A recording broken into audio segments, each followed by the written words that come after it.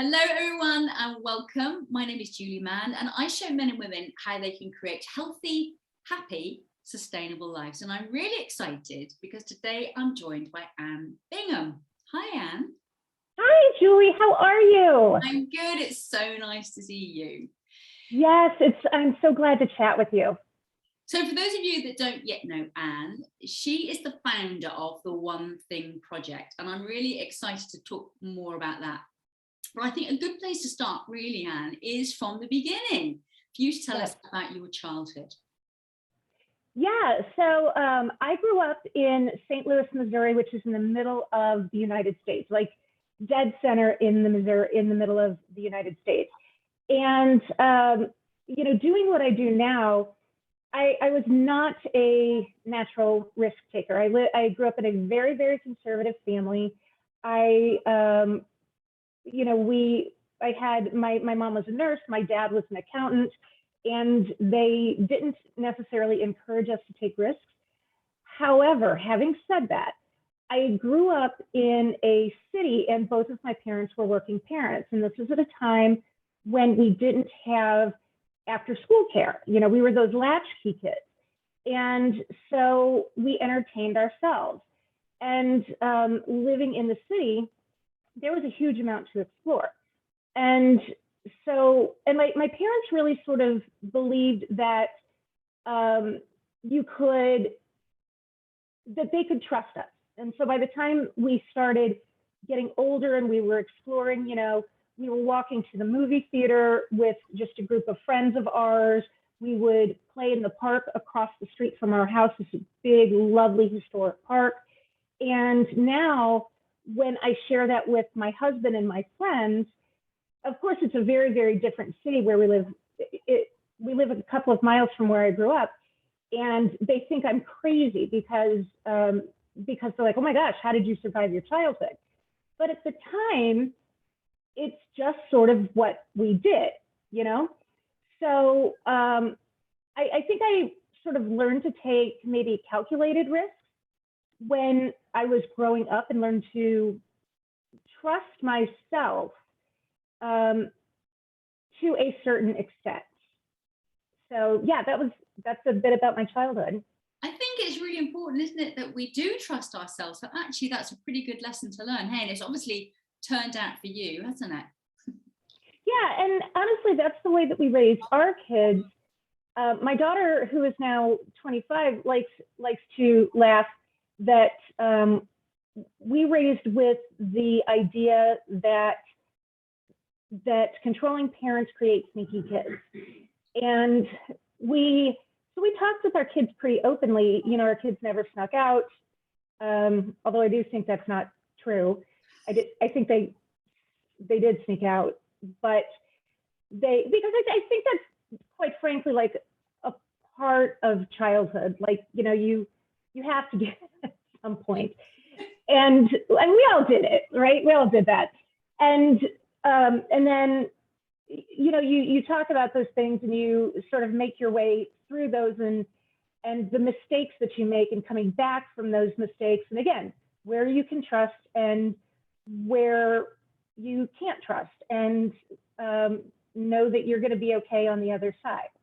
Yeah, absolutely. So as a child, Ann, what do you remember that you believed about yourself as a child, and also what did you believe about the world? Can you remember? Yeah, so I remember thinking that the world was inherently safe. I think at times that was my detriment because I don't think I saw the true risk that was there. I was also really tiny. I'm 5'2", and so through my entire life, I was really little, and I was teased about it a lot. And I had this feeling of, no, I need to prove people wrong, that, I can do things. And so I think I did things that I showed up probably in a different way that because of that, like, I was going to play rougher with the boys, and I was going to maybe I was going to be a little braver. because of that. And so, yeah, I think that, you know, I had cousins that relentlessly told me, "You're still short, you're still short," and would tell them, you know, we're from this big Irish Catholic family, and I would say, "Yes, but you're still stupid," and that, you know, I was a little kid, so that's not the nicest thing to say. Don't say that to people. It's really not nice. But I would figure out ways to defend myself that I could still be in control rather than having that control taken from me. Yeah. What was the biggest thing then, would you say, in your life that's challenged you? I'm sure it's not being short. No. The biggest thing in my life that has challenged me is when I was 10, I was diagnosed with migraines, which is a really, really young age to be diagnosed with migraines. But they were pretty rough when I was younger, and they have since then continued to get worse and worse. And the migraines that are genetic in our family are not just the pain that that typically come along with it. And you'll even see me now struggling with words a little bit. That's part of what comes along with my brand of migraines. When we have migraines, my daughter has them as well, and we'll go numb on one side of our body, so it looks a lot like a stroke. Right now I'm dealing with some pretty horrible tremors, so there's tons of symptoms that add on, so it's really progressive. And that's been probably the most challenging thing that's come into my life. It's absolutely impeded my ability to work. I had to give up my career as an educator as a result of it, because when you're in a building with, you know, 160 kids under the age of 5, having a condition like that doesn't always work. But what it's allowed me to do is, when I was in that environment, I didn't listen to my body very well. You know, I was working those 14 and 16-hour days, and I was constantly ill. And what my illness has taught me is to really, no kidding, stop and listen to your body. And so that means taking frequent breaks. That means being hydrated. That means doing all the things that your body needs you to do. And those are things that we could all benefit from, aren't they? It sounds like it must have been, certainly at the beginning and possibly now, very scary, Anne, experiencing that. Yeah, and not just for me, but for my family as well. I mean, my mom was a nurse, and so she knew that it was likely migraines, but nothing gets your attention like your 10-year-old kid screaming blood-curdling screams in the fetal position in the middle of the night.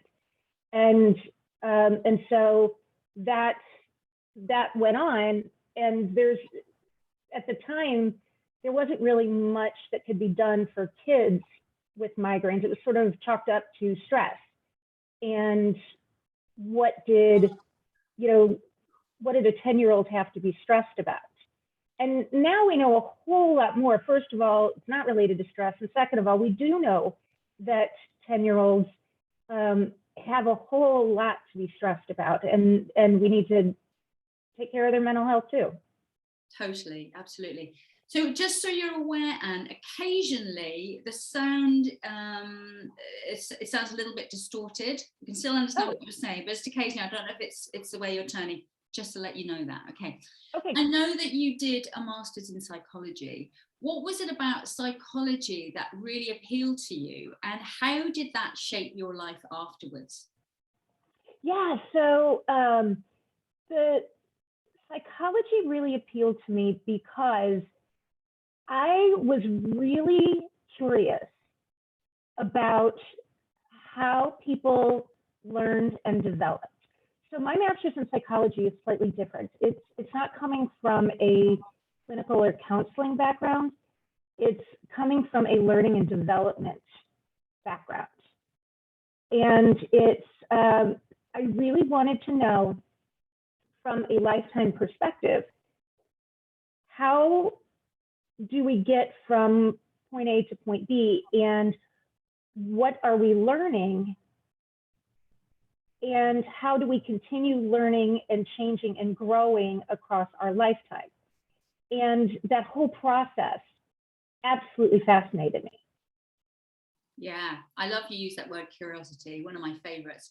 I know that you've got another passion, and that's yoga, isn't it? For anyone listening who thinks yoga is a bit of a woo-woo thing, what would you say to them? I get it because I think oftentimes it's really presented that way. However, I came to yoga specifically because of my chronic illness. And I have found tremendous relief through yoga.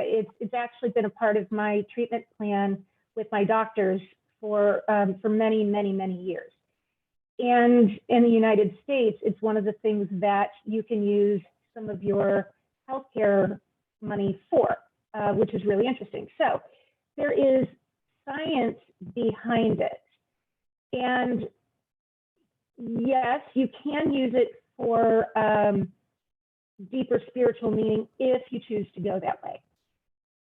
If you choose to, what makes yoga very interesting and different from, say, running or weightlifting is that it has a very specific connection between your mind and your body. And how you breathe, it connects your breath with your movements. And that brings in a relaxation component that the other kinds of exercises don't. And so I think sometimes that's where people get the woo-woo bit of it, but it's not necessarily intended to be overly spiritual. I think there's not really enough focus on the breath, and let's face it, without our breath, we wouldn't be doing anything, would we? Absolutely. I want to talk now about the One Thing project. How did that project come about? So the One New Thing project came about because it started about 10 years ago, and I was at a place in my life where I just felt stuck. I had sort of reached the mountain with everything that I wanted to do. I had the job that I dreamed of. I had a truly perfect marriage. I mean, we had been married for about 20 years, and we were just madly in love. And we had two wonderful kids. And I just didn't feel very connected. You know, I was really happy, but at the same time, I didn't feel like I was enjoying it. And I felt really guilty about that. And so I was sitting with a girlfriend one night, and she said to me, she said, "Do you ever think that this is all there is?" And I thought I was the only one that was feeling that way. And as it turns out, there are lots of people who feel that way. It's sort of like once we get what we're looking for, we're so trained to keep looking for like the next thing and keep achieving those goals that once we get them, we don't quite know what to do. And so, you know, I was talking with some folks at work, and I said there were these little kids on the playground, and they were playing with soap. And they would clap their hands and go up, make all these bubbles, and they would just giggle and giggle and giggle and giggle. And, you know, everybody was laughing about it. And I said, that's what I want. I want that joy that little kids have. And it's so spontaneous, and it just happens. And as adults, we don't get that because we don't have anything new. We've already done everything a million times. And so I thought, that's what I'm going to do. So I'm going to try to start finding things that are new. And as it happened that week, a grandparent at our school had sent us these beautifully ornate Malaysian mooncakes. And nobody knew what was in them. They were kind of unusual for us. And so everybody was kind of like, I don't know if I want to try that. And so one of the girls that I worked with, I said, so I'll try it if you will, and this is going to be our first new thing. And so we did. And I said, I'm going to do this for my New Year's resolution. Now it was in September. So it was going to be a long New Year's resolution. And she said, okay, I'm in, I'll do it. And we were going to post it on Facebook. That's how we were going to hold each other accountable. Well, 4 months in, she was out. She couldn't find anything more to do. And I kept going, not just for the year, but it's now been 10 years. And I've done something, at least one new thing every single month for 10 years now. And it has changed who I am completely. I'm more confident. I'm more creative. There is a whole lot more joy in my life. My kids and my husband have done this with me. And my kids, because they started doing this as teenagers, are fireballs. I mean, they are. My daughter led the March for Science here in St. Louis and spoke to over 20,000 people because she had experience doing this. And so yeah, that's how it started. And now what I'm doing is instead of just posting my own stuff, I'm teaching courses on it. And I have one new thing, boxes that I have activities that are new experiences that I send to people to get them started and keep them going, because it can be a little difficult to kind of figure out what you want to do each month. That's amazing. And obviously I'm going to stick all your links below this video. So please, everyone, check them out. It sounds brilliant. And how amazing that your daughter managed to speak to 20,000 people. That's extraordinary. I know that part of the One New Thing project is really about, you know, doing the new thing and getting out of your comfort zone. And, you know, statistics tell us that people hate getting out of their comfort zone. But we also know that it's only when we step out that we actually start to grow, and, you know, we bring back that kind of zest for life and that curiosity. So if anyone watching right now, Anne, is really nervous about doing something new, what would you want to say to them? Here's my very biggest advice. When we think about going outside of our comfort zone, a lot of times we think about doing something massive. You know, we're thinking about flying on a trapeze or jumping out of an airplane or something like that. And I can tell you the vast majority of the new things that I've done, vast majority, are really small. They're things like trying a new recipe, going to a new restaurant. They're trying a new fitness class, things like that. Now, there's one of the things that keeps us from stepping outside is the fear of the unknown. So I might look silly, I might fail. People are going to look at me funny, and I can tell you from experience that nobody's looking at you because they're all concerned about how they look. And I have done, one of my favorite stories is we did a Zumba class, and I have no kind of rhythm. I look like a prancing giraffe. I'm not joking about this. And so I just leaned into it. I'm like, I'm going to be the dancing giraffe in this class. Off we go. And I kept coming back, and I kept coming back, and I got better, and I got better. I was still a dancing giraffe, but I was a better dancing giraffe.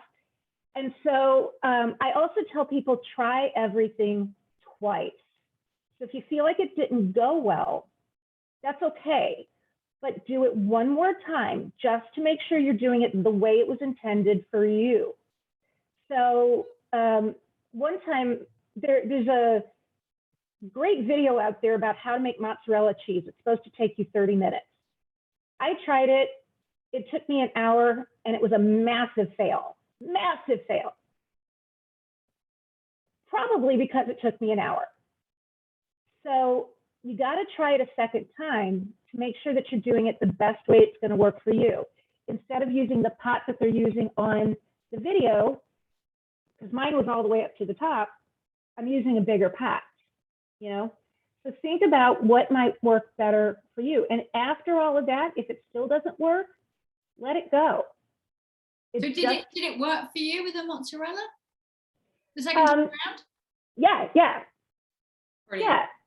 And, you know, there's many things that I've tried twice and it hasn't worked. And then, you know, you just chalk that up to, this isn't the thing for me. That's okay.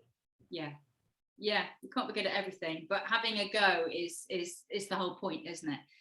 Absolutely. What would you say has been your absolute favorite? I mean, you've been doing this for a long time, but your absolute favorite new thing project? Wow. So there's been a couple. I have to say, probably my favorite one is in St. Louis. Our hockey team is kind of a big deal.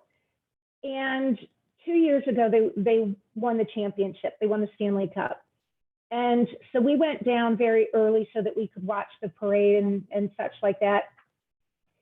And we got to be right at the very front. And at one point, I kind of, you know, turned around to say something to somebody behind me and turned back around, and the captain of the team was standing there holding the Stanley Cup. And I got to touch it. So that was kind of a really cool thing. But again, that's not something that's going to happen every day, and it's not something that I'm going to integrate into my life every day. I would say one of my favorite new things that I've done that's more on a smaller scale, we did a seafood boil. And I did that as a part of one of the boxes that I did. We made we had a soda kit. You can make your own soda pop. And so I found some recipes that paired well with soda pop rather than like a wine pairing. It was like a cola pairing. And one of them was like a clam bake or a clam boil. And so I'm not a good cook. I'm just a terrible cook. And so we tried this and it was so phenomenal. It was just so good. And so that's something that that we've done several times. It's a big deal. It's a lot of preparation. You got to go to a lot of places to get, at least in St. Louis, because we don't have seafood near us. So you have to get the right seafood, but it's so good. It's just so good. Fantastic. What do you do when you're not working? When I'm not working, so we like to hang out with our friends. We have a little pub down the street that I'm not sad to say is one of the reasons that we bought our house. And the area that we live in St. Louis, we can walk to almost 100 restaurants and pubs. So we love to explore that area and just try out new things. And we've got lots of great parks around us and things like that, go to festivals and just explore our city. I love our city. That's one hell of a pub crawl, isn't it? Oh my gosh, you have no idea. I love that you say pub because that's such an English thing. Yeah. Yeah, and this one really, it is. I always tell people, you know, there's bars, there's dive bars, and then there's ours. But it's great. Yeah, there's something special about that place. Fantastic. One final question, Anne. When you're no longer on this planet, how would you like to be remembered? I would like people to remember me as joyful and caring. Lovely. It's been so much fun talking to you. You too. So Me too. I've enjoyed this immensely. All there is for me to say is, Anne Bingham, thank you ever so much for talking to us. Thank you so much for having me.